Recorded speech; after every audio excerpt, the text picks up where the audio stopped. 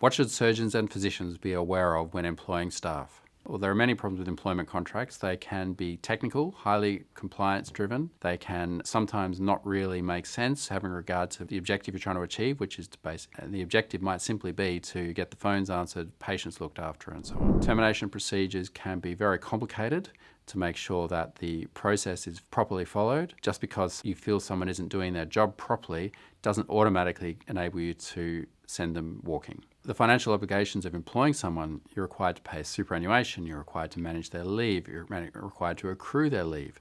If they're sick, you need to pay for that sick leave. When they take annual leave, you need to pay for someone to cover your regular staff. Once you've gone through the process of hiring someone, you not only then need to onboard them, you need to bring them into your team, you need to teach them the ways of your practice. Hiring experienced staff is fantastic, but they won't necessarily understand the intricacies of your specialty or your practice. A surgeon and physician needs to train them, dedicate and allocate time to training and supporting their staff. The cost of recruitment is often overlooked. You need to pay for advertising. You then need to allocate the time trawling through countless applications. Alternatively, you can be fortunate that you get introduced to someone through a friend or a colleague. One way or another, the cost of these processes are often overlooked when recruiting, when hiring, when trying to employ staff. So you hire someone, you've gone through the process of onboarding them, it all works out great, and then they turn around and leave. They go on maternity leave, they take another job somewhere else, they don't like working in your location because they live somewhere else, the commuting's a bit of a hassle. One way or another, you're back to square one. So then you have to repeat this whole recruitment process, even though you thought it was going great. Unlike you, your staff may not have the same level of commitment, engagement in your practice. Your practice is yours. Everything about it relates to you. Whereas your staff, it's a job. They turn up, they do their job, they go home. As a result, if for some reason or another circumstances change or the situation isn't quite suiting them, staff will leave.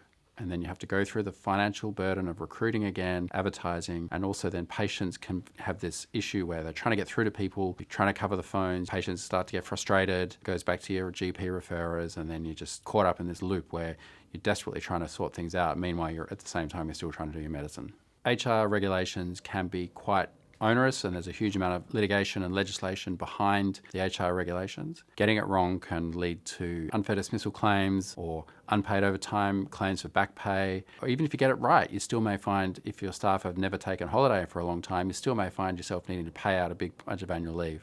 Number one, invest in your team. Support your team. Dedicate the time to onboarding staff properly. Dedicate the time to finding good people.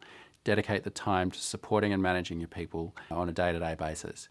Don't take it for granted that they're going to turn up to work. Don't take it for granted that they're going to know what to do.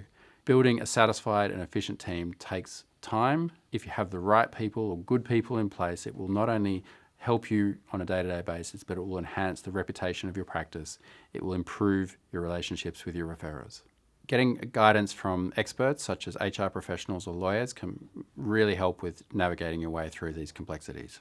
If you partner with specialists, they can assist you with finding experienced staff, managing those staff, training those staff.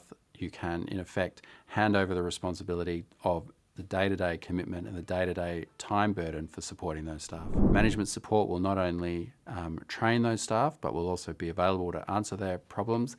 They'll also be able to manage scheduled and unscheduled leave. They'll be able to facilitate the experiences of those staff so that they feel happier and that they are likely to stay for the long term. If there's anything in what I've discussed so far, feel free to leave a comment below or reach out to us and we can help you with your questions.